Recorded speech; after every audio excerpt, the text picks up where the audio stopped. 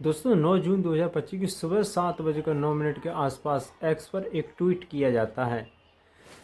Tweet करने का नाम होता है कौन गॉड शर्मा। देखते ही राजा हत्याकांड में वह कहते हैं कि राजा हत्याकांड में मेघालय पुलिस जल्दी से जल्दी 7 दिनों के अंदर खुलासा करे।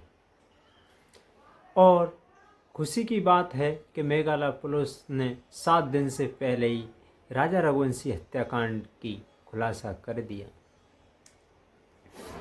और उन पुलिस वालों के हाथ, उस फोर्स के हाथ एक बहुत ही बड़ी सफलता हाथ लगी।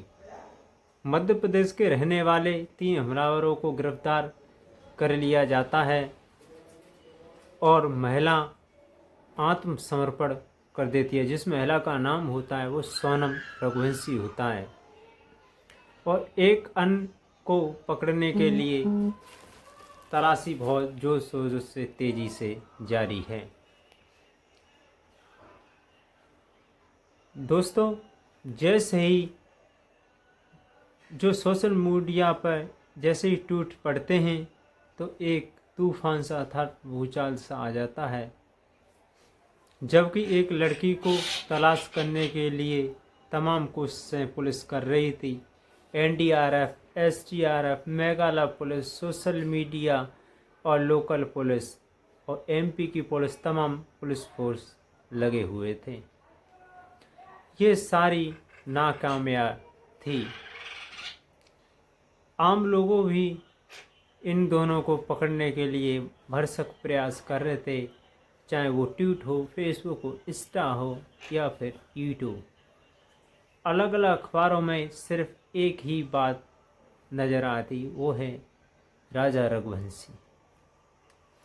राजा रघुवंशी आखिर उसकी हत्या कैसे हुई, कहाँ हुई, देखते हैं सारी घटना। नमस्कार, आदाब, सत श्री अकाल। मैं विजय सोनी और आप देख रहे हैं हमारा प्रिय यूट्यूब चैनल। अभी तक आपने हमारी चैनल को सब्सक्राइब नहीं किया है तो प्लीज़ जाकर सब्सक्राइब कर दें और वीडियो को लाइक कर दें, जिससे हमें मोटिवेशन मिल सके, जिससे कि आपके समक्ष हम और बढ़िया वीडियो लेके आते रहें।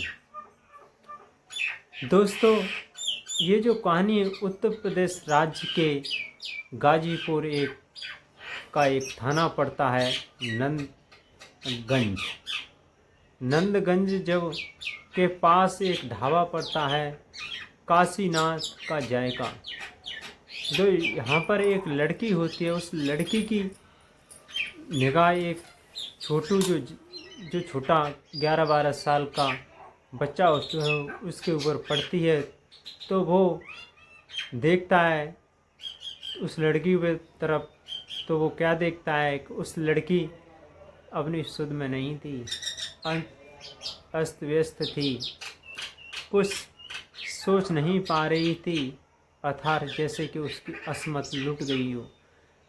तो वो छोटू अपने जो ढाबे का मालिक होता है साहिल यादव, तो उसके पास जाता है कि बाबूजी, अपनी जो ढाबे का टीन सेट है उसमें एक लड़की आ खड़ी है और वो अजीब सी लग रही है, शायद वो किसी मदद की गुहार लगा रही है। तो वो जाके पूछता है, कहता है कि सर भैया आप मेरी हेल्प कर दो, मुझे अपना प्लीज़ फ़ोन दे दो।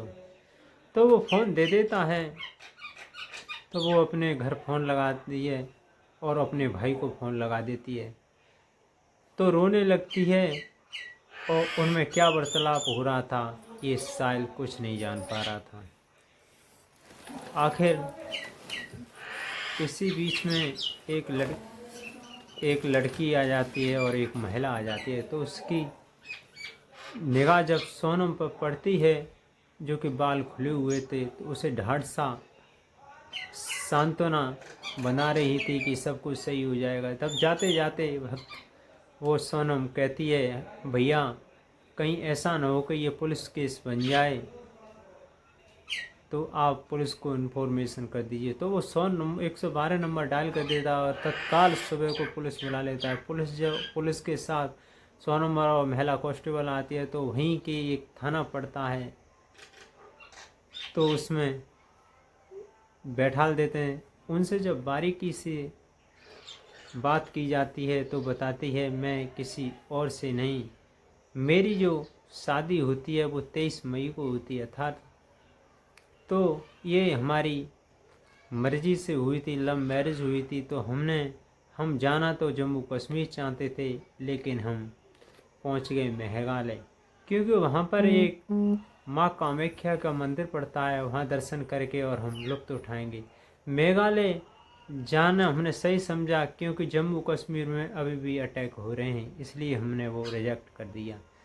दोस्तों, जैसे ही उन्हें पकड़ने की सोशल मीडिया पर लड़की को सोनम, तो लोगों को दिलो दिमाग में ऐसा नाम गूंज उठता है कि जानो जानो कि ये जाना पहचाना सा है। कई दिनों से एक्स पर ट्वीट हो रहे थे, जब सच्चाई जब उगलती है तो इधर मेघालय से के डीजीपी का फ़ोन आ जाता है कि हमने 3 आरोपियों को गिरफ्तार कर लिया है। इसी बीच जो वहाँ का जो रास्ता बताने वाला होता है, जगह मोटिवेटर होता है, वो जगह दिखाने वाला होता है, उसके कानों ये खबर पहुंच जाती है। तो उसमें वो भी अपना दावा करती है कि आखिर सच्चाई मुझे पता है।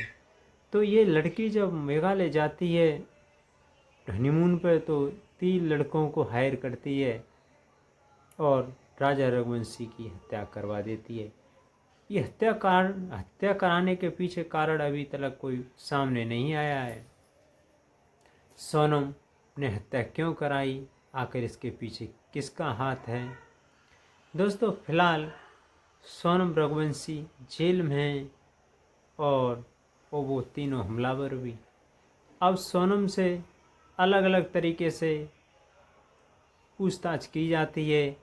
अभी क्या राजा रघुवंशी को न्याय मिल पाएगा या नहीं, ये तो भविष्य की कोख में कैद है।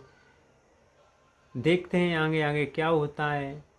मैं तो खैर सोनम के पक्ष में ना होकर राजा रघुवंशी में, क्या ऐसे पीतों को जल्दी से जल्दी उनके माता पिता को, जिसने अपने लाडला खोया है, उसको न्याय मिल पाएगा। इसी कहानी का सुनाने का उद्देश्य किसी की धार्मिक भावना या किसी व्यक्ति विशेष को ठेस पहुंचाना नहीं है। नमस्कार।